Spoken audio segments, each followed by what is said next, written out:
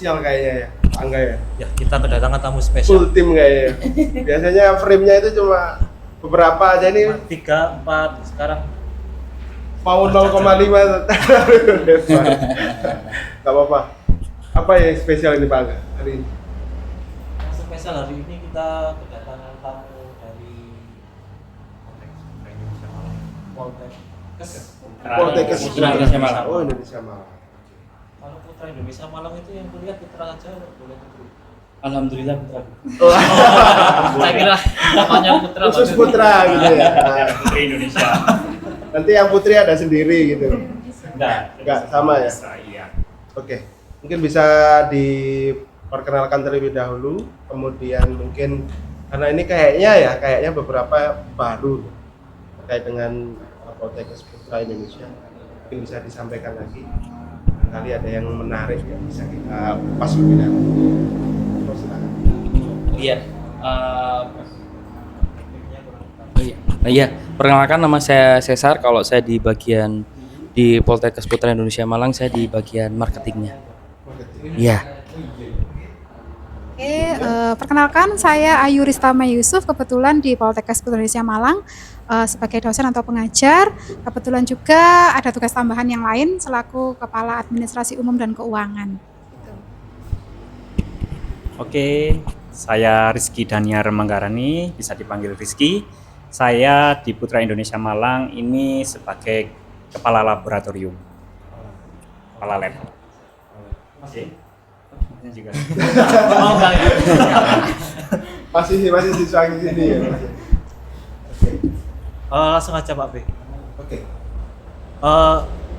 Bapak-bapak sama ibu, Mas atau Bapak itu? Mas. Opa. Mas aja ya. Mas di sini tujuannya kan nggak mungkin diundang semaput ini ya. Kita kan cuma langsung ada ini bintang tamu kita tarik podcast. Iya, Sebenarnya kita tujuannya ke SMA 1 Ngantang ini apa sih? Ya. Sebelumnya memang berkunjung ke SMA 1 Ngantang ini untuk sosialisasi tentang kampus Poltekkes Putra Indonesia Malang. Jadi di sana memang ada 3 prodi, ada farmasi, analis farmasi dan makanan, sama ada gizi. Yang dimana kita juga pengen sharing untuk ke teman-teman yang ada di kelas 12 terutama. Tadi ini memang diizinkan sama Bu Min untuk bisa masuk di kelas IPA, ada 4 kelas mulai pagi tadi. Memang banyak hal yang kita sampaikan, tidak hanya tentang promo kampus saja, tapi ada beberapa pembelajaran yang bisa kita sharingkan. Mungkin nanti bisa ditambahin sama Bu Ayu. Ya, jadi memang tujuannya kami ke sini selain untuk memperkenalkan institusi pendidikan kami, yaitu Politeknik Kesehatan Putra Indonesia Malang, kami juga berbagi praktek baik pembelajaran yang sudah ada di Poltekkes ke teman-teman atau ke adik-adik kelas 12. Kebetulan ini tadi di kelas kimia ya, kelasnya Bu Mimin, tepat KD-nya adalah tentang bioteknologi. Jadi kita masuk untuk pengenalan tentang food additive atau bahan tambahan pangan, kemudian juga memahami bagaimana membaca nilai gizi atau nutrition fact pada kemasan produk pangan, kayak seperti itu. Jadi tadi kita juga ada project terkait dengan bagaimana mengidentifikasi bahan pangan berbahaya pada produk pangan. Tadi kita prakteknya kebetulan di kelas 12, di kelasnya Mbak Elvin sama Mas Yani, tadi itu adalah identifikasi formalin pada tahu. Nah, seperti itu selama 90 menit. Berarti ada yang dikupas ya selain terkait dengan terkait dengan institusi, pastinya juga membahas tentang nutrition fact. Kayaknya kita nggak terlalu ini banget ya, Familiar. Iya. Mungkin sekedar cuma baca apa gitu. Ya. Jadi biasanya kalau kita beli makanan ringan gitu ya, kita fokus pada segera membuka dan menikmati makanannya. Yang dicek pertama kali adalah biasanya isinya berapa, harganya worth it nggak sama isinya. Kita jarang banget untuk melihat sebenarnya komponen gizi atau nilai gizi pada kemasan pangan itu untuk apa sih. Nah, tadi kami berbagi informasi hal sederhana ini, tapi menurut saya penting juga untuk teman-teman terutama usia SMA gitu ya, remaja yang masih sering nyemil. Nah, untuk sebenarnya saya mengkonsumsi ini, saya dapat gizi apa saja.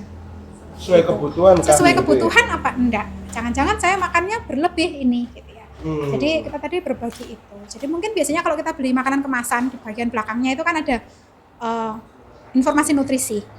Nah, yang sering diindahkan oleh teman-teman itu kan hanya melihat persennya saja. Oh, proteinnya sekian persen, karbohidratnya sekian persen, oh proteinnya banyak ini. Gitu ya. Tapi mereka tidak memahami sebenarnya dalam informasi itu yang perlu diperhatikan apa. Oh, gitu. Yang pertama adalah yang sering dilewatkan adalah takaran saji sebenarnya. Takaran Coba saji. dicek di masing-masing kemasan ada enggak takaran sajinya. Berapa takaran sajinya? Takaran sajinya 12 gram. 12 gram. 8 sajian per kemasan. Nah, 8 sajian per kemasan. Jadi dalam satu kemasan produk itu sebenarnya nggak bisa dikonsumsi satu kali habis. Berarti 8 Mestinya 8 dibagi menjadi sajian 8. yang harus dimakan. 8 kali makan Iya. atau 8 orang? Maybe bisa 8 orang juga. Oh gitu ya. 8 orang atau 1 orang boleh tapi 8 kali makan. Gitu. Yang sering terjadi kita adalah beli yang gede, harganya dapat diskon, sekali habis. Lagi nonton enak gitu ya. Habis. Habis gitu kan, habis buka lagi yang lain. 8 kali makan itu 1 kali. Oh enggak. Enggak. Maksudnya servingnya itu sebenarnya dalam satu kemasan itu adalah untuk 8 kali atau 8 orang gitu, 8 person gitu. Gitu. Gini 8 orang, Bang. Mestinya. Ada 2,5 2,5. gram. 2,5. Jumlah sajian per kemasan 2,5. Ya, berarti 2,5-nya. 2,5 kali 2,5. Setengahnya orang. Maksudnya goib ya. Warna kecil mungkin ya. Setengahnya anak kecil. Jadi seperti itu. Jadi nutrisi angka kecukupan gizi atau nutrisi yang ada di dalam informasi nilai nutrisi yang dalam kemasan itu misalnya karbohidratnya sekian gram, proteinnya sekian gram. Itu untuk 1 kali sajian. 1 kali takaran saji. Jadi kalau kita makannya mestinya itu untuk 2,5 sekali makan habis. Berarti sebenarnya karbohidrat yang kita konsumsi ya 2,5 kalinya. Gitu. Lemak yang kita konsumsi 2,5 kali. Kalau seperti itu dampaknya ke kita apa? Dampaknya adalah gini. Jadi suatu produk pangan itu kan atau makanan itu kan kita pengen dapat nilai gizinya. Karbohidrat misalnya, kita pengen dapat proteinnya, mineralnya, vitaminnya, lemaknya. Tapi perlu diperhatikan bahwa komponen-komponen bahan pangan itu juga ada batasannya dalam konsumsi per harinya. Terutama yang harus diwaspadai kalau dalam makanan ringan seperti ini ya. Makanan ringan gini kan nggak mungkin pengen kenyang kan. Masak makanan ringan terus kita jadi kenyang kan jarang. Pasti kita karbohidratnya oke, mungkin dia banyak. Proteinnya oke, mungkin dia tinggi. Tapi yang perlu diwaspadai adalah GGL. GGL itu bukan ganteng-ganteng ligala ya. Ganti-ganti letai. Jadi GGL itu gula, garam, dan lemak.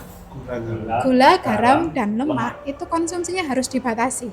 Jadi ada misalnya garam berapa gram, gula berapa gram, lemak berapa gram dalam 1 hari. Ketika itu kita konsumsinya dalam jumlah yang berlebih, maka punya efek terhadap tubuh. Misalnya kecenderungan menjadi obesitas, kecenderungan untuk ke arah diabetes, prehipertensi, dan lain sebagainya. Itu juga harus diperhatikan. Nah, makanya biasanya kalau di nutrisi ini kan nggak kelihatan garamnya berapa, gitu ya. Gulanya berapa. Sebenarnya yang bisa kita lihat adalah di sini biasanya garam dan gula itu pasti dicantumkan sebagai, misalnya kalaupun nggak garam, mereka akan tulisnya sebagai natrium. Nah, natrium itu kan komponen utama dalam garam. Nah, kalau natriumnya tinggi itu bisa diindikasikan garamnya dia juga akan. Efeknya ke masing-masing ya gitu. Iya, karena kan setiap orang, ya gula, garam, lemak. Itu masing-masing ya. Kalau gula, kita kelebihan gula biasanya efeknya ke lemak. Gula itu kan apalagi kalau gulanya gula sederhana gitu ya. Kalau kita konsumsi gula diolah menjadi tubuh, di metabolisme gitu kan menjadi energi mestinya kalau ilmu kimia gitu ya. Yeah. Tapi kan pada kondisi tertentu ketika jumlah gulanya terlalu tinggi dalam tubuh sehingga pankreas dalam hal ini yang berfungsi untuk mengubah gula tadi menjadi energi kewalahan, sehingga nanti kadar gula dalam darah jumlahnya juga cukup. Ini yang kemudian membuat kondisi kadang diabetes atau mungkin prediabetes, tanda-tanda sudah. Lemak juga begitu. Lemak memang dia diolah, dia akan di metabolisme oleh tubuh. Cuman kan beda dengan gula yang bisa diubah menjadi energi, lemak itu juga bisa diubah jadi energi kalau cadangan energi kita di tubuh kurang kan gitu. ya. Tapi kan kalau nggak kurang, dia disimpan dalam tubuh dalam bentuk ya di lipatan bawah kulit kayak gitu ya. Makanya biasanya buncit, ngomongin diri sendiri nih saya. Nah seperti itu. Kan itu juga harus diwaspadai. Jadi kita mengkonsumsi dalam jumlah yang memang dibutuhkan. Apalagi biasanya ya anak-anak muda sekarang makan ciki gini ya, ciki apa makanan ringan sambil nonton drama, sambil nonton film, habis itu rebahan. Nah, kapan dibuang itu jadi energi, kapan diolah pangan ini menjadi energi. Itu yang Ya, harusnya makan ciki sambil treadmill. Ya, lari-lari. Treadmillnya Lari-lari. jadi panjang gitu. Muterin kelas misalnya, muterin sekolah gitu kan lumayan capek. Jadi energinya sudah itu sih jadi yang perlu menjadi wawasan tambahan untuk adik-adik. Di kelas 12 yang tadi sempat kami bahas juga terkait dengan food additive, bahan tambahan pangan karena berkenaan dengan kompetensi bioteknologi. Karena tadi infonya teman-teman mau bikin produk nih gitu ya. Jadi tadi kita memperkenalkan terkait dengan food additive. Banyak dari teman-teman yang sudah banyak tahu sebenarnya bahan pangan itu apa. Oh pengawet, oh pemanis buatan, oh pewarna gitu. Cuman tadi sedikit kami berikan informasi bahwa bahan pangan nggak sesederhana itu. Jadi kalau berdasarkan aturan Kementerian Kesehatan, bahan tambahan pangan itu ada 27 jenis. Wow, ternyata banyak banget gitu ya. Mungkin kita pahamnya tentang pengawet, pemanis, pewarna, apalagi perisa gitu ya. Tapi ternyata ada 27 dan sekali dan dalam satu produk pangan seperti makanan ringan ini kalau dibaca dengan jelas ternyata banyak, lebih dari satu, lebih dari dua, bahkan ada dalam satu kemasan produk pangan bahkan 5 atau 6. Tapi Mas Rizky gini nih di tiap lab gitu selalu ada kegiatan untuk explore ini gizinya udah cukup atau bahkan saya itu kadang-kadang informasi nilai gizi di tiap kemasan itu kayaknya cuma sebagai label aja pelengkap gitu ya, secara desain mungkin kelihatan biar agak penuh tambahin aja gitu. Tanpa kita benar-benar tahu di pabrik itu apa udah diteliti kayak gitu, apakah hanya sekedar tempelan aja gitu, kita kan nggak tahu juga maksudnya apakah ini fakta gitu. Nah ya kan gitu kan, itu kalau di kampus biasanya gimana? Jadi gini, saya itu pernah, kan kita juga ada jasa pengujian sampel gitu kan Mas, dari luar. Jadi dulu itu pernah memang ada, itu kalau nggak salah madu itu benar nggak tertera di dalam nilai gizinya itu sukrosa mengandung segini. Ketika saya uji itu ternyata lebih. Nah ini berarti kan nggak sesuai fakta gitu kan. Tapi gitu ada itunya ya Bu ya. Ada lupa saya mau ngomong apa.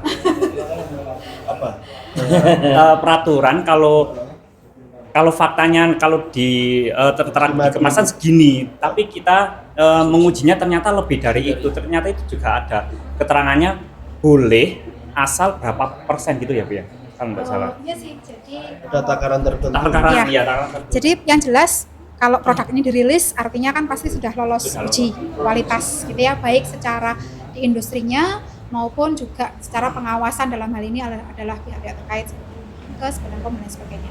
Biasanya memang produk ini dibuat kan pasti melalui trial dan error, melalui proses R&D yang ketat di industri masing-masing.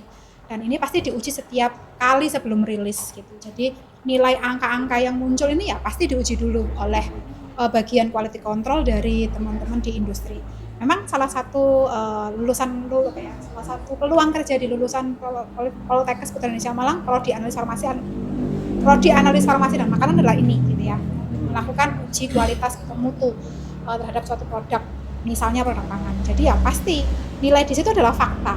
Tapi seperti yang dibilang Rizky tadi, ada nilai ambang batas tertentu antara berapa jumlahnya, kan nggak mungkin misalnya kita nguji produk ini pada batch ini, oh ternyata nggak 8 gram, jadinya 7,9 gram. Masa saya tulis kemasannya ganti 7,9 gram? Kan nggak mungkin.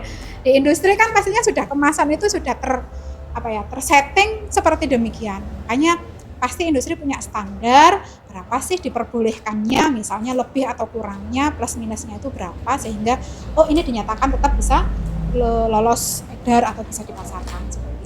Seperti halnya Pak Rizky tadi pengalaman ada yang mengujikan sampel di tempat kami terkait dengan berapa sih kandungan sukrosa dalam madu. Di situ nutrition fact-nya misalnya 20 gram, ternyata hasil ujinya 22 gram.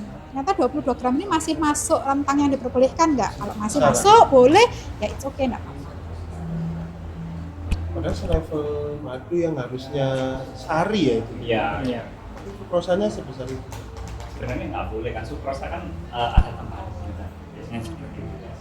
Jadi kan kalau saya ngecek madu itu kan biasanya saya ujinya adalah sukrosa pertama. Di situ itu ada tambahan gula atau tidak. Nah, terus kemudian kalau pemerintah kan menetapkan bahwa sukrosa di dalam madu itu kurang dari 55%. Biasanya saya nguji itu memang ada yang di bawah 5, ada yang 10% malah. 20 pernah saya. Bener-bener mungkin itu tambahannya luar biasa Berarti banyak. bukan madu, karamel Pak. Nggak cuma Karamel itu, dalam kemasan. nggak cuma itu. Kadang kan ditambahi dengan air. Nah, ditambahi air terus kita uji kadar airnya, ternyata melebihi ambang batas, ya berarti kemungkinan madu ini nanti lambat laun bisa cepet kadaluarsa gitu loh. Tengi. Nah, kalau air gitu ya Pak ya, tengi ya, biasanya tengi. Selain itu kadar abunya, terus kemudian kita uji madu lagi itu. Selain madu itu biasanya kita juga uji makanan-makanan yang ada di pasaran-pasaran. Itu saya tuh pernah merkuri di kosmetik. Terus kalau makanan itu rodamin B, metanil yellow itu sering sekali saya mengujinya, dan memang saya gimana ya, kalau lihat apakah pasar itu semuanya seperti ini gitu loh. Serem juga. Serem ya, iya benar serem. Formalin saya juga pernah. Formalin. Faktanya gitu ya, kalau ada makanan tapi pewarnanya bukan pewarna untuk makanan. Ya, banyak sekali Mas. Mungkin ada tapi masih boleh dalam tanda Iya. kutip itu ya. Ada ambang batasnya sih. Ada ambang batasnya. Kalau metanil yellow, rodamin B itu tidak Nggak boleh, boleh ya? tidak boleh. Formalin, Ya, ada boron benar-benar yang nggak boleh ya. Benar-benar tidak boleh. Dulu itu pernah ya, 20 sampel, saya pernah itu 20 sampel tahu itu mengandung formalin atau tidak. Semua mengandung formalin, dan itu ngambilnya acak dari pasar X gitu. 20 semua itu mengandung formalin. Ini nggak tahu di mana ya. Jadi benar-benar Pokoknya hati-hati, tahu, benar-benar random. hati-hati beneran. Oke. Kan bisa kita lihat dari teksturnya gimana. Iya. Kalau terus kemudian baunya itu paling menyengat itu bau. Jadi bisa kelihatan itu dari baunya. Jadi benar ya nggak hinggapi lalat gitu. Ya itu bisa. Pakai tanda secara kasar. Ya Hari nggak kamu meneliti seberapa besar negara kita? Perasaannya ini Mas, ya, ini sama Elvin setelah dijelaskan seperti ini gimana? Gimana? Kan tadi sudah kantin loh cuacanya. cilok gitu. Jajan di kantin ya, kita nggak ada giniannya ya. Monggo. Dari saya dulu ya mungkin Pak. Ya menurut saya sangat bermanfaat apa yang dijelaskan oleh tim dari Poltekkes Malang tadi, karena mungkin ya benar. Oh ya, Putra Indonesia Malang, maaf. Mungkin dari saya pribadi dan teman-teman semua mungkin kalau membeli makanan seperti ini kayak langsung dimakan habis, bahkan nambah satu lagi. Pasti nggak kerasa, dan bahkan saat beli juga nggak akan mikir ini kadar vitaminnya berapa, kemudian kadar apa yang dikandung, itu pasti juga nggak akan mikir kan. Bener kan Kak Ivin? Ya benar Pak. Jadi dengan dijalankan seperti ini, mungkin nanti kedepannya kita kalau beli makanan bisa lebih tahu takarannya, seberapa makannya, dan gimana baiknya makan itu sambil bahan atau sambil olahraga atau gimana gitu. Sambil Kayaknya. Angan-angan. rencana angan-angan agar baik agar baik untuk kesehatan juga. Kalau Ervin tertarik nggak kira-kira kayak gini? Apa malah tambah? Agak takut sih Kak. Nggak berani jajan lah kalau gini. Gimana tuh? Kalau dari saya, dari sosialisasi tadi itu saya sangat senang, dan juga dari teman-teman juga sangat excited dan sangat-sangat bermanfaat ini. Kan biasanya juga kalau kita jajan jarang ya untuk melihat dari nutrisinya itu ada apa aja gitu. Dan juga dari kelas kita di kelas tadi juga sudah pilih-pilih makanan gitu. Ya sudah mengira-ngira oh ini segini makanannya. Ya, dan saya juga sedikit tertarik di bidang ini. Ya mungkin Ini menarik. Makannya. Makanya Penelitinya ini maksudnya Pak. Tinggal milih farmasi, anak farma, gizi. Tapi kalau boleh tahu untuk tiga jurusan kesempatan itu kira-kira peluangnya itu kalau sekarang kemana aja? Oke. Jadi nanti dari 3 prodi itu memang semua prodinya kesehatan. Jadi ada 3 prodi. Yang pertama analis farmasi dan makanan. Kalau analis farmasi dan makanan ini memang cenderung lebih ke tugas-tugas untuk pengawasan atau dalam rangka untuk menganalisis kandungan, kemudian baik secara mikrobiologi, kimia maupun fisik dari suatu produk sediaan farmasi. Jadi nggak hanya makanan saja. Di farmasi itu ada obat tradisional, kosmetik, alat kesehatan, termasuk makanan. Dan bidang kita memang lebih banyak di industri atau di balai-balai tempat penelitian dan pengawasan seperti Badan POM, kemudian balai pengujian, kemudian penelitian, kemudian Sertifikasi halal itu juga masuk di sana. juga ya? Kemudian termasuk juga industri gitu ya, misalnya sebagai analis tadi seperti yang saya sampaikan, memastikan bahwa seluruh produk itu memang sesuai dengan standar mutu yang ditetapkan oleh industri. Makanya biasanya memang teman-teman analis farmasi dan makanan ini secara kasat mata nggak terlihat profesinya gitu. Karena memang mereka di balik meja lab gitu ya, di balik meja lab gitu. Nah, beda dengan teman-teman yang di prodi farmasi. Farmasi itu sangat nampak karena dia bekerjanya di bidang layanan kesehatan. Jadi rumah sakit, klinik, apotek gitu ya. Teman-teman yang melakukan paling umum yang terlihat di masyarakat adalah peracikan sediaan farmasi. Ya. Jadi kemudian di industri juga bisa mereka sebagai produksi, mengembangkan produk, memformulasi dan lain sebagainya. Untuk jurusan prodi farmasi. Penasaran kan? Berapa sajian itu Pak? Kita tolong berapa sajian? 1, 2, Setengah. Ya, seperti itu. Sedangkan untuk di gizi, karena kita prodi gizi ini masih baru tahun akademik 2023-2024 kita melakukan pembukaan penerimaan mahasiswa baru prodi gizi. Di gizi ini memang tugasnya adalah memastikan bahwa terpenuhinya gizi dalam masyarakat atau pasien dalam hal ini. Biasanya memang pelayanan kesehatan seperti rumah sakit, klinik gitu kan masih ada sebagian atau divisi gizi. Kemudian di jasa-jasa industri pangan gitu kan mereka juga butuh seorang gizi untuk mengatur menu dan pola makan yang sesuai dengan kebutuhan dari konsumen.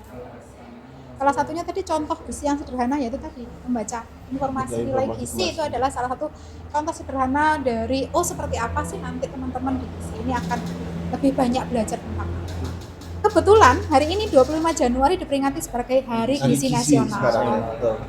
Jadi beruntung sekali kami dari Poltekkes merayakannya di SMA Di sini. SMAN Ngantang gitu ya. Tentang peringatan Hari Gizi Nasional, terutama yang jadi isu nasional di gizi kita, permasalahan kita adalah stunting.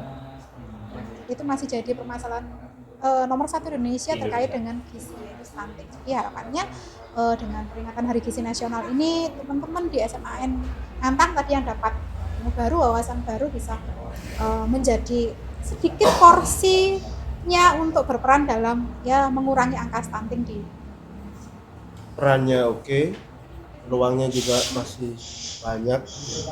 Di kayaknya hal yang menjanjikan juga di jurusan-jurusan. Ya, kalau kesehatan saya bilang bahwa lapangan kesehatan di Indonesia masih banyak PR. Ya. Dan itu adalah memang menjadi tanggung jawab dan kewenangan untuk profesi. Pak Angga? Saya sekarang penasaran sama ini. Tanggal kedaluarsa ini cara ngukurnya gimana? Wah. Yang kedaluarsa kalau di masyarakat itu gak apa-apa kedaluarsa sik sedino ngono. Nah, itu kok terlalu mengabaikan sik sedino. Sik sebulan belum dibuka. Meneh kedaluarsa entekno kan bahaya lagi. Ya, Kadaluarsa itu cara menentukannya macam-macam sebenarnya, tergantung dari industri dan jenis produk pangannya. Tapi yang mungkin saya boleh kasih satu bocoran aja, metode yang paling umum atau yang mungkin bisa dibayangkan oleh teman-teman di SMA 1 Ngantang yang kelas 12 itu adalah metode Arrhenius. Arrhenius itu jadi produknya kita simpan selama beberapa waktu gitu ya. 7 hari, 14 hari, 21 hari gitu ya, sampai 49 hari, dan setiap pelipatan 7 hari itu kita ukur perubahan secara mikrobiologisnya. Secara mikrobiologi. Mikrobiologi. Jadi misalnya kan setiap produk pangan itu ada ambang batas mikroorganisme yang diperbolehkan. Nah, itu kita ukur setiap 7 hari tadi sampai misalnya hari ke-49. Nah, kita lihat apakah ada jumlah bakteri, peningkatan jumlah bakterinya, peningkatan jumlah bakteri patogen, maksudnya bakteri yang nggak boleh ada. Nah, dari situ kemudian dimasukkan suatu rumus gitu ya, persamaan, sehingga dapat ternyata produk ini kadaluarsanya sekian hari. Sekian hari. Itu hanya salah satu saja dari banyak cara. Cuman biasanya yang di produk pangan rata-rata yang pakai adalah itu metode. Ada juga kalau di produk farmasi cara menentukannya dia sengaja dikasih kondisi yang ekstrim. Jadi panas yang tinggi, suhu yang rendah selama beberapa waktu, kemudian diuji dengan cara yang sama sehingga dapat dimasukkan dalam satu persamaan gitu ya, matematis ditentukan ada yang seperti Lama. Menarik sekali ya kayaknya. menarik. Boleh main nanti ke Poltekkes. Nah, ini yang lebih menarik lagi gitu. Belajar bersama. Biar Boleh nanti. kayak meneliti bagaimana kandungannya gitu kan. Iya, boleh. Main Bisa. aja. Jadi kalau ke Malang biar nggak ke Matos, alun-alun. MUK, alun-alun gitu ya, nanti main ke Poltekkes. Kali-kali yang serius gitu ya. Yang berbobot. Apalagi? Ada pertanyaan? Elvin? Yani? Iya, boleh. Baik, mungkin saya ada pertanyaan sedikit, Bu, terkait tadi kan disebutkan terkait suhu yang tinggi sama suhu yang rendah pengaruhnya ya terhadap makanan. Apakah lingkungan itu juga berpengaruh terhadap gizi, misalnya dari keadaan yang lembab atau mungkin di daerah yang kering atau gimana gitu? Boleh mohon dijelaskan. Karena mungkin pengirimannya biasanya kan ini misal diproduksi di Jakarta, kemudian melalui berbagai proses kan penempatannya juga berbeda-beda, ada yang daerah yang kering ataupun yang lembab. Mohon dijelaskan. Mas Yani pertanyaannya berat ini Pak. Berat enggak. Jadi memang betul. Jadi pengujian di kondisi ekstrim itu memang juga digunakan untuk memastikan apakah produk kita tahan terhadap kondisi yang ekstrim tadi. Suhu yang tinggi, suhu yang rendah, kemudian tekanan yang tinggi, misalnya ada beberapa kondisi yang harus seperti itu. Itu untuk memastikan apakah produk kita tetap stabil dalam kondisi yang ekstrim tadi. Karena bisa jadi seperti tadi, kondisi ekstrim bisa kita dapatkan saat proses distribusi. Misalnya guncangan kayak gitu ya, jalannya misalnya dikirim ke Ngantang pas bagian yang pedalaman gitu ya. Kan gak enak ngomong pedalaman ini ya. Ya, itu misalnya pedalaman gitu biasa, ya. Kan ekstrim tuh lah. Mungkin apakah nanti produk saya rusak atau tidak stabil ya, memang salah satunya diuji seperti itu untuk memastikan. Jadi pada kondisi ekstrim pastinya kadaluarsanya akan berbeda ketika dia disimpan di tempat yang sesuai anjuran. Biasanya di pangan-pangan itu kan ada anjuran suhu berapa kayak gitu. Nah, disimpan di tempat yang sejuk. Ada yang disimpan di refrigerator atau kulkas. Berarti memang harus disimpan di kulkas. Kalau nggak disimpan di kulkas, ya mungkin nggak apa-apa, tapi mungkin kadaluarsanya akan berbeda dengan yang tertera pada kemasan sesuai tempat penyimpanan. Barangkali juga packaging juga mempengaruhi juga. Jadi kalau kita makan makanan ringan kita curiga kan ya, kenapa wadahnya gede, isinya dikit. Ya itu. Misteri biasanya sama pembeli gitu ya. Ini wadahnya gede tapi kok isinya dikit. Cuma dikit. Ya memang pertama dia memang salah satunya dikemas seperti itu, pertama memang volume. Volume itu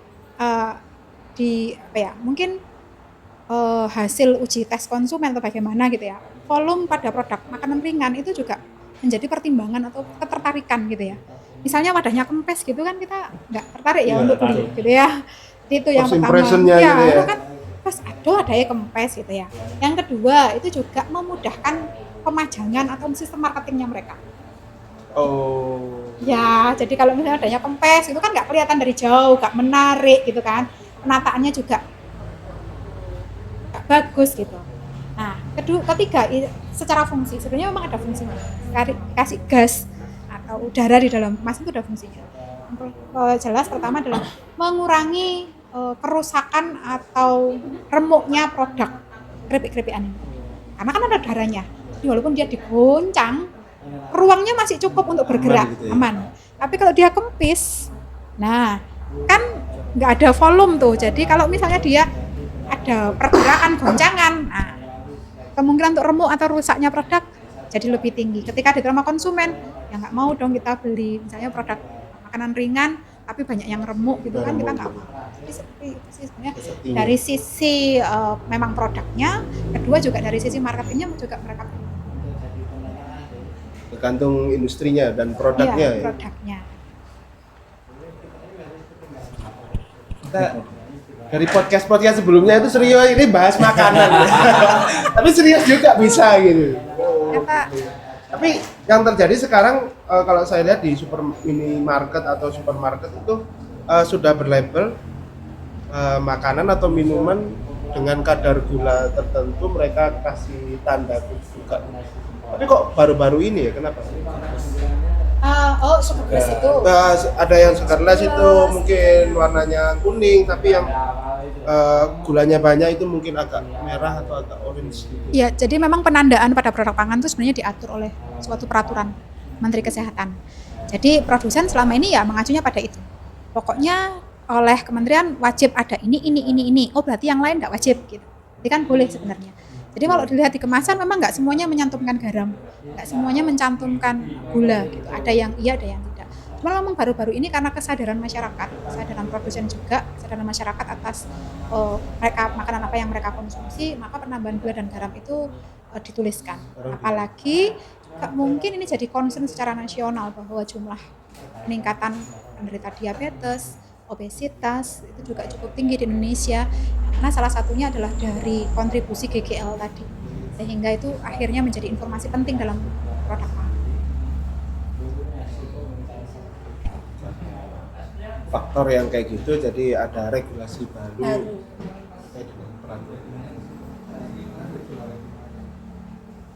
Kira-kira selain dari jurusan ya Pak Angga ya, yang menarik di kampus yang bisa disampaikan mungkin apa ya untuk teman-teman kita yang kelas 12? Oke. Jadi anak-anak kepo lagi ya Pak Angga. Oke. Ya. Persoalan yang kayak gini. Ya, jadi memang karena prodi kita ada 3, analis farmasi dan makanan, farmasi serta gizi di bidang kesehatan. Selain memang mungkin bidang kesehatan banyak Bu jurusan yang lain, sekolah yang lain atau perguruan tinggi yang lain yang juga bidang kesehatan. Sebenarnya apa kelebihan dari Poltekkes BIM? Mungkin salah satunya adalah keterserapan alumni kami, gitu ya, itu yang masih menjadi unggulan kita. Jadi keterserapan alumni kami bisa dikatakan 100% bahkan sebelum 6 bulan, bahkan 6 bulan setelah mereka wisuda. Jadi teman-teman ini biasanya wisudanya kan di bulan-bulan Agustus, September. Jadi nanti kalau sudah cari pekerjaan di bulan-bulan Februari, Maret gitu ya, industri atau rumah sakit yang cari gitu ya. Kita sampai mohon maaf Bu, Bapak sudah lulus, sudah kerja semua. Ini saya nyarinya gimana lagi nih saya. Jadi kita bisanya hanya menyampaikan ke teman-teman, maybe ada yang pengen cari suasana baru, ganti dari industri satu ke industri lain, rumah sakit satu, rumah sakit lain gitu.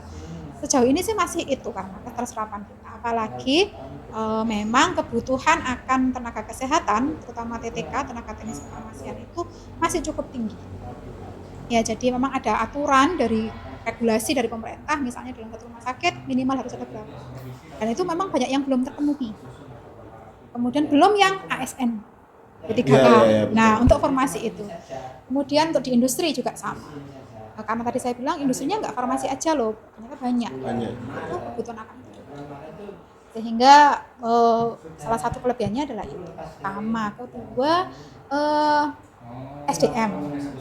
Dosen, Bapak Ibu dosen dan tenaga pendidikan di tempat kita sudah memenuhi kualifikasi minimal S2, bahkan ada yang sudah S3 beberapa. Dengan saya pikir jumlah S3 kita paling banyak mungkin di sesama bidang kesehatan gitu ya. Itu kemudian mungkin yang lain adalah Bapak Ibu dosen di tempat kita ini bidang keilmuannya cukup beragam. Jadi bisa saling melengkapi. Ada yang farmasi, ada yang kimia, ada yang biologi, ada yang pangan, misalnya seperti saya, ada yang gizi. Jadi betul-betul bisa saling kolaborasi gitu ya, dari satu sisi keilmuan dipandang dari sisi keilmuan yang lain. Kalau kita bicara pangan tadi seperti yang disampaikan Mas Rizky, oh ternyata ada komponen kimia, kita butuh orang kimia di sana. Kita ada berhubungan dengan gizi, nutrition fact gitu ya. Secara kimia sudah diuji jumlahnya, tapi bagaimana kemudian kebutuhan itu, asupan itu dihitung per orang. Kita butuh orang-orang gizi. Bagaimana membuat pangan itu tetap sehat, tetap menarik, tetap disukai banyak orang, tidak menggunakan food additive yang dilarang dan lain sebagainya, itu dari sisi dari pangan. Jadi dengan beragamnya bidang ilmu itu juga sangat membantu teman-teman mahasiswa terutama sangat merasakan bahwa bisa mereka punya insight baru, POV ya, point of view dari beberapa yang bisa bermacam-macam. Jadi mungkin itu kelebihannya. Kemudian yang terakhir mungkin kami adalah salah satu perguruan tinggi bidang farmasi yang paling tua di Malang. Jadi paling tua kita itu sejak tahun 1969. Jadi bisa dibilang pengalamannya nggak bisa, pengalamannya sudah kaleng-kaleng ya. Nah, seperti itu mungkin. Jadi dari dulu itu mulai dari SMF, belum SMF ya, SAA dulu namanya. Sekolah Asisten Apoteker. Ikut Dinkes dulu. Terus berubah menjadi regulasinya jadi SMF, Sekolah Menengah Farmasi. Kemudian tahun 96 kita berubah menjadi Akademi Analis Farmasi dan Makanan. Nah, baru tahun 2022 kemarin menjadi Politeknik Kesehatan Putra Indonesia.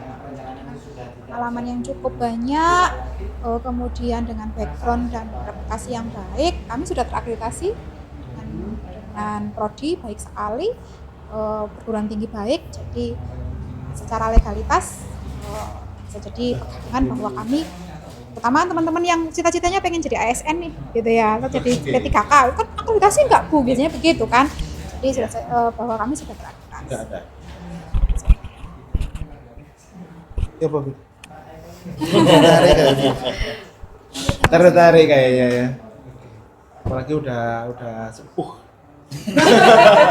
Umur sepuh. 1969. Oh, terdengar agak awam. Ternyata baru 2022 ya yang anunya. Perubahan nama. Perubahan nama Poltekkes Putra Indonesia itu. Kalau dari segi Storiesnya sudah mulai dari saya masih proposal gitu. Ayo main Pak. Main ke Malang. Kami tunggu.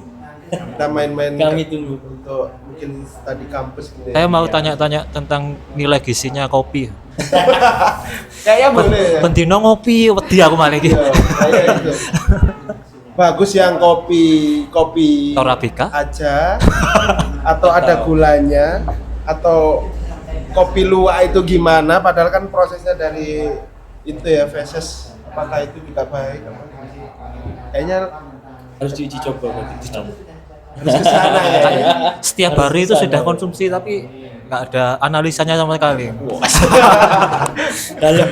Perlu analisis Analisis ya. lagi. Lebih dalam lagi. Oke, Gimana? kita aja mungkin Kita ya. aja mungkin. Di lain kesempatan nanti kita bisa lanjut. Dari podcast kali ini yang kita pelajari, kita harus mengontrol jajan kita ya. Iya, betul.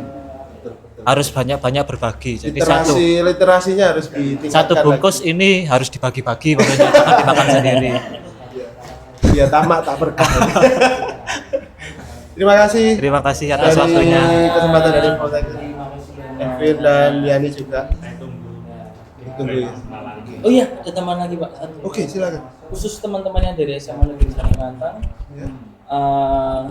kami akan memberikan promo jalur undangan. Jadi khusus untuk yang dari teman-teman SMA 1 Ngantang yang tadi ikut sosialisasi, terutama yang dari teman-teman di kelas IPA, kalian akan berhak untuk ikut masuk di jalur undangan. Satu, yang kedua free formulir pendaftaran untuk semua kelas IPA, jadi tidak dipungut biaya untuk formulir, dan itu berlaku sampai bulan Februari. Bulan Februari. Februari minggu pertama. Nah, sampai Februari minggu pertama.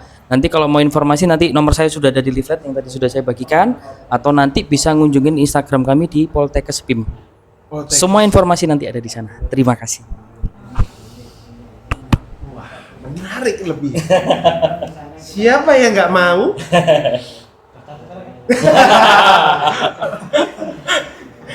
Oke, itu aja yang bisa disampaikan.